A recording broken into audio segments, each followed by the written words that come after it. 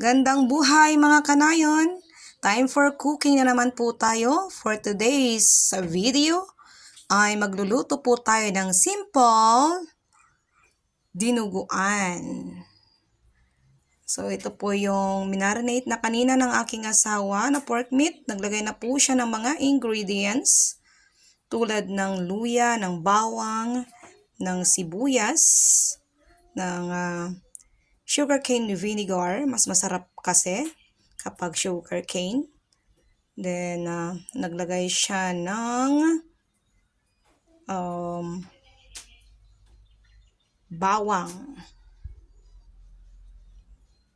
Then, syempre, meron po tayong dugo ng pork.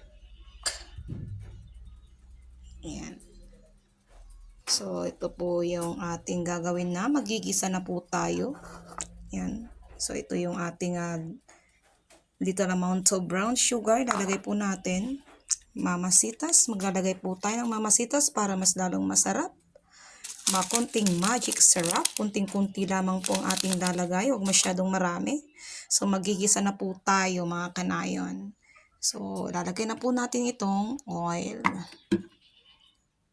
So, magluluto na po tayo. Time for cooking na po tayo mga kanayon. So, that's all. Thank you for watching.